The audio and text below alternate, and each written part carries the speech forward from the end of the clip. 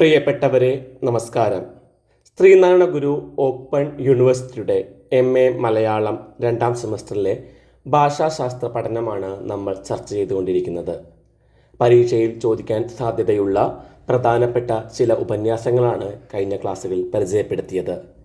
അത്തരത്തിലുള്ള ഒരു ചോദ്യമാണ് ഇന്ന് ആദ്യം പരിചയപ്പെടുത്തുന്നത്. മലയാളത്തിലെ സ്വനിമങ്ങളെയും അക്ഷരങ്ങളെയും കുറിച്ചുള്ള പി സുകുമാരൻ്റെ നിരീക്ഷണങ്ങൾ എന്തെല്ലാം? മലയാള സ്വനങ്ങളുടെ സ്വാഭാവികമായ സവിശേഷതകളെക്കുറിച്ചും ഭാഷയിലെ പ്രാഥമിക ലിപികൾക്കും അർത്ഥവ്യാവർത്തന പ്രാപ്തിയുള്ള സ്വനിമങ്ങൾക്കും തമ്മിലുള്ള ബന്ധമാണ് പ്രൊഫസർ വി സുകുമാരൻ നായർ ഈ ലേഖനത്തിൽ വിശദീകരിക്കുന്നത്. ഭാഷാ സ്വരങ്ങളുടെ ഉച്ചാരണ സ്ഥാനങ്ങൾ സാമാന്യേന സൂചിപ്പിച്ച് ഐകാര ഔകാര സംയുക്ത സ്വരങ്ങളെ പ്രത്യേകം പരിഗണിച്ച് ക്ഷായുടെ ശാബ്ദിക സവിശേഷതകൾ ചൂണ്ടിക്കാണിക്കുന്നു. മലയാള സ്വനവിജ്ഞാനത്തിൻ്റെ പ്രധാനപ്പെട്ട മേഖലകളെ ഏതാണ്ട് സമഗ്രമായി ഈ ലേഖനത്തിൽ വിശദീകരിക്കുന്നുണ്ട്. അക്ഷരസംഖ്യയിൽ മലയാളത്തിലെ അക്ഷരങ്ങളുടെ എണ്ണത്തെക്കുറിച്ചാണ് ചർച്ച ചെയ്യുന്നത്. 51 അക്ഷരമെന്ന് നൈഷധം ചമ്പുവിലും രാമചരിതത്തിൽ 50 അക്ഷരമെന്നും ഭാഷാ കൗടില്യത്തിൽ 63 എന്നും ഭാഷാ ഭഗവത്ഗീതയിൽ 51 എന്നും കേരള പാണിനി 53 എന്നും ജോർജ് മാത്തൻ 48 എന്നും അക്ഷരങ്ങളുടെ എണ്ണത്തെക്കുറിച്ച് പറഞ്ഞിരിക്കുന്നു.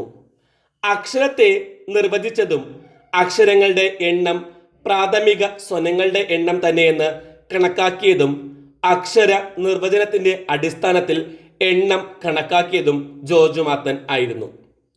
സ്വനിമങ്ങൾ, അതിൽ ആദ്യം സ്വരങ്ങൾ ആ, ആ, ഇ, ഈ, ഉ, ഊ, എ, ഏ, ഓ, ഓ എന്നീ സ്വനങ്ങളാണ് സ്വരങ്ങൾ. ഈ സ്വനങ്ങളുടെ ഉൽപാദനത്തിലെ പ്രത്യേകതയുടെ വിശദ വിവരങ്ങളും ചർച്ച ചെയ്യുന്നുണ്ട്.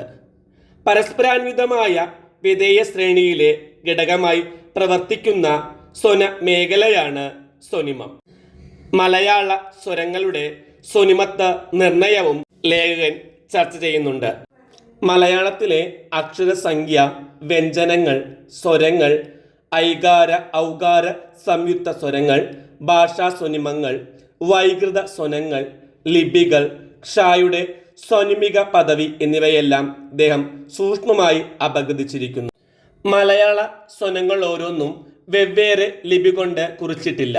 എന്നാൽ എവിടെയെല്ലാം ഇവയ്ക്ക് ഒറ്റയ്ക്ക് നിന്ന് അർത്ഥവ്യാവർത്തനം നടത്താൻ കഴിയുന്നുണ്ടോ അവിടെയെല്ലാം അവക്ക് സ്വതന്ത്ര ലിപികൾ കൊണ്ടുള്ള പ്രതിനിധാനവും ഉണ്ട്.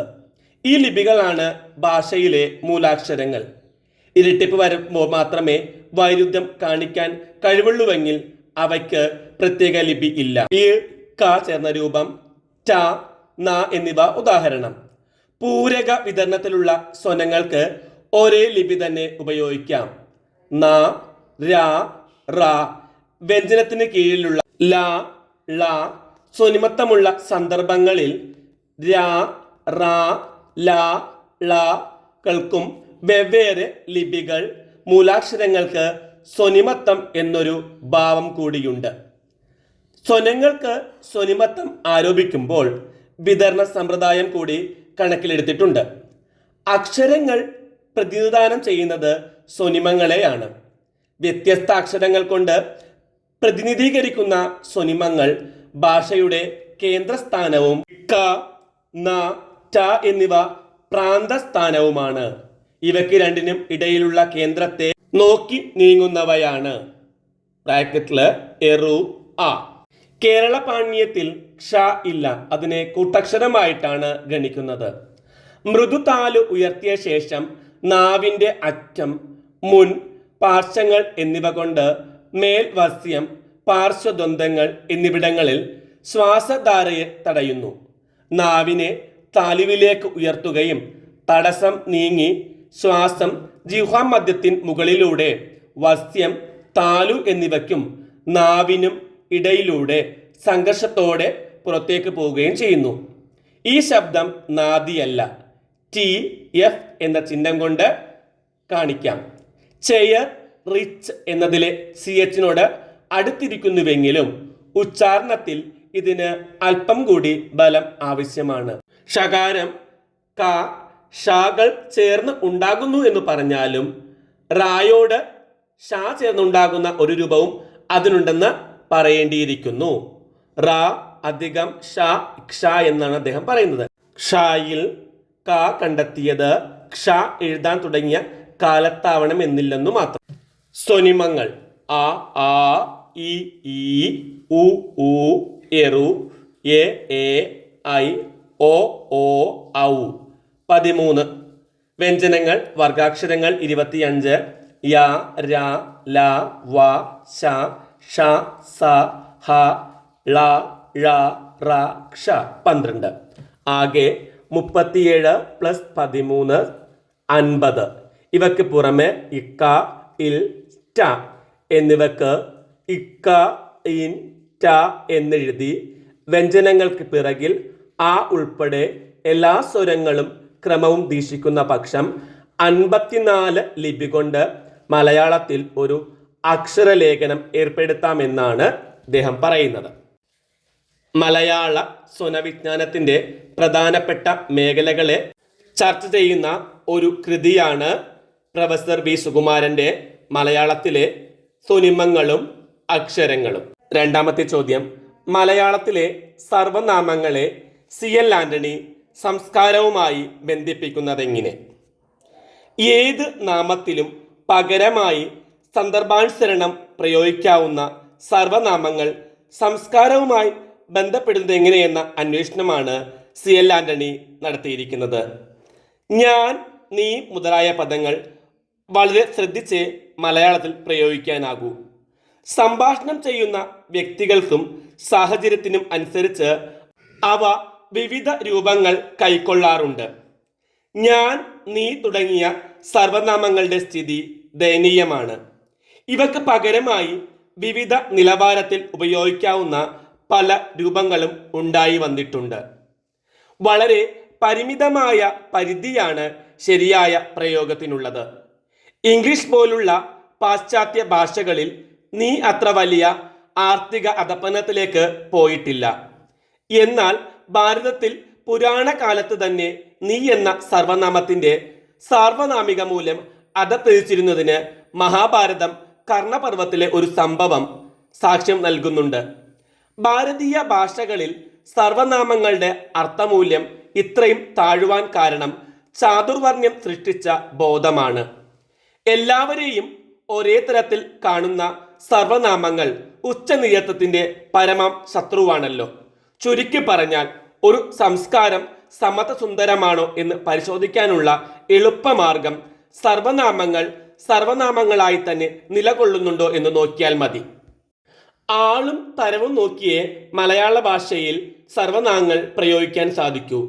സംഭാഷണ രംഗത്ത് ഇത്തരത്തിൽ അനവധി ഭിന്ന രൂപങ്ങൾ കാണാം. ഉദാഹരണം അടിയൻ, ഈയുള്ളവൻ, നാം, നോം തുടങ്ങിയവ. ഇവ ഓരോന്നും പ്രയോഗിക്കുന്നത് പ്രത്യേക സന്ദർഭങ്ങളിലാണ്. പണ്ടത്തെ ജന്മിമാരോടും രാജാക്കന്മാരോടും സംസാരിക്കുമ്പോൾ ഞാൻ പതിയെ അടിയനായി മാറുന്നു. വ്യാകരണത്തിൽ പൂജക ബഹുവചനം തന്നെ ഈ പ്രയോഗം സൃഷ്ടിച്ചു. അടിയനെയും നോമിനെയും സൃഷ്ടിച്ച സമുദായ വ്യവസ്ഥിതി മാറിയിട്ടുണ്ടെങ്കിലും ഇന്നും ഞാൻ എന്ന സർവനാമത്തിനെ എല്ലായിടത്തും പ്രയോഗിക്കാനുള്ള സ്ഥിതിയിലേക്ക് എത്തിയിട്ടില്ല എന്ന് കാണാം. ലിംഗവ്യത്യാസമില്ലാതെ പ്രയോഗിക്കത്തക്കവണ്ണം ഭാഷയുടെ ആദിമദശയിൽ ഉടലെടുത്ത സർവനാമത്തെ സമുദായം എത്രമാത്രം അലങ്കോലപ്പെടുത്തിയെന്നാണ് CL ആന്റണി ചൂണ്ടിക്കാട്ടുന്നത്. നീ എന്ന സർവനാമത്തിന്റെ കാര്യത്തിലും ഇത്തരത്തിലുള്ള ചില ധാരണകളുണ്ട്.